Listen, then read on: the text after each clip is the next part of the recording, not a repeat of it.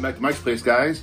Courtesy of St. Louis Bourbon Society, and I am back on a super hot Sunday. I'm sweating, even though I'm down in my basement bourbon room with the AC going full blast. I'm still, well, I'm a big guy. Let's just say that. Big sweaty guy. That being said, on this lovely day, I've decided to crack into a review bottle provided to me by Barrel Blends over on Bridgeton Road in St. Louis. This is one of their latest picks, and this is Blue Note.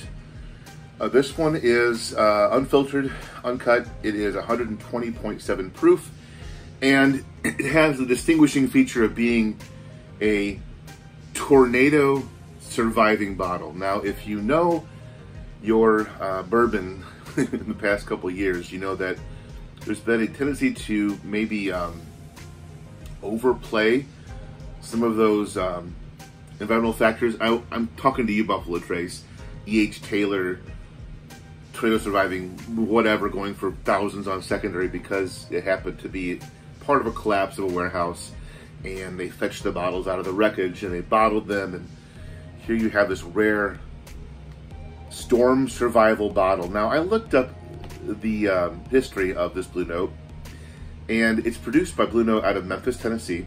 Blue Note was founded in, I think, 2014. It is, as far as I know, a non-distilling producer, an NDP. They do source the whiskey from Tennessee and Kentucky. This one is supposed to be all Kentucky, so don't freak out, those who are anti-Dickel. This is bourbon from Kentucky, and specifically from the O.Z. Tyler distillery located in Owensboro, Kentucky, which is now called, wait for it, Green River Distilling Company. That's right. So O.Z. Tyler is now Green River, and you may know Green River because they've had a resurgence with their latest 4-year release, their first release really, with the gorgeous horseshoe-shaped bottom bottle, and that bourbon is quite nice actually. We'll get to it later, not today. So this was part of a collapsed warehouse in 2019 at O.Z. Tyler. A storm caused the collapse. Now, it didn't say tornado online as I read through it, but winds that strong typically are of tornadic strength, so I think it's an assumption possibly, and it gives it kind of a cool backstory. What's interesting is the year before, in 2018, Barton, 1792 had a collapse, a storm collapse. They lost half of a warehouse of whiskey as well, so I'm not sure what the issue is. Probably that there's millions of gallons, tons of gallons of whiskey sitting on old beams in a rick house, and you know, it kind of makes me wonder about doing those barrel picks in the rick house like I've done in the past, but whatever, I'll let it go. So this one says over 120 proof. It is a pick by Barrel Blends and A1 Liquor. I just spilled some. This one, I don't talk about color. I don't rate color, I should say, but it does have a really pretty reddish copper color, if that matters to you. I care about nose, palate, and finish. I score it 0, 1, 2, easy peasy. 0 missing something, 1 dead on expected, 2 is above expectations to exceed. So here we go, on the nose. Oof. You may notice I had a little cap on this. I made this at home, little St. Louis Bourbon Society. And no, these aren't for sale, sorry. I like to use these in case I'm letting it sit for a while to capture that, all the ethanol. So this one, this Blue Note, uncut, unfiltered, storm surviving whiskey. It does, I'll tell you what, the nose is fantastic on it. It is Luxardo cherries all the way. And if outside of that, there's stone fruit. Maybe it's peach.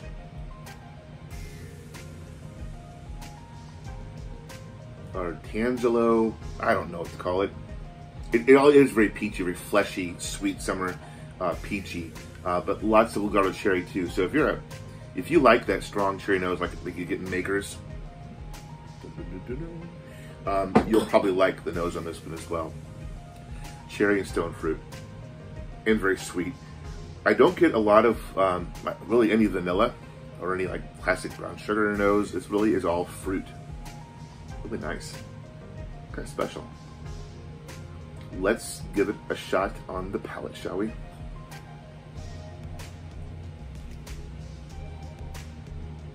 Mm.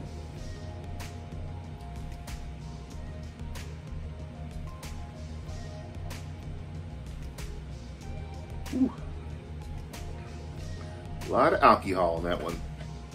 You can feel the proof. It is not a soft, gentle, smooth pour. This one has some heft. It has a little bit of oiliness to it. I always like that in a good strong bourbon.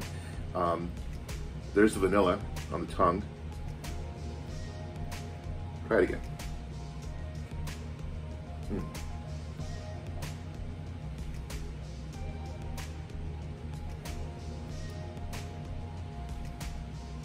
Mm. Almost has like a cookie dough flavor, like a really strong vanilla cookie dough, raw. Lots of vanilla in there. That cherry kind of comes back on the back end of the palate. I don't get any of that peachiness on the flavor. So the nose is very fruity, very sweet, very cherry forward. The palate is a little more muted, and it's more like cookie dough, maybe cake batter. And that finish, well, third time's the charm, right? Mm.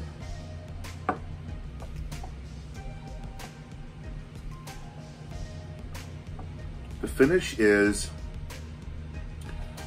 cherry cough drops and cinnamon and alcohol and heat. So I'm going to say on the nose, definitely is a 2. It's above what I expect. I really love that nose. I could kind of live in that nose all day long. On the palate, I give it a 1. Expected flavors. It's nice. It matches its proof, 120.7, and the finish is also a 1. Got some heat, got a little bit of burn to it. Overall, a 4 out of 6. I don't know the pricing on this. I think my friend Dale at Barrel Blend said it would be around $40. Don't quote me on that. At around $40, at this kind of a proof with that kind of a nose and the backstory, I think it's a good buy, especially if you like the higher proof stuff. If you are more into the mellower Blanton style, kind of a mellow finish and flavor, or a weeded finish and flavor, I don't know if this is for you, but I like to taste the proof. I like something different with some punch to it. So for me, that's a must-do on my shelf. Everyone take care, have a good Sunday, enjoy your family, barbecue something fun, and let me know what you're drinking. See you guys.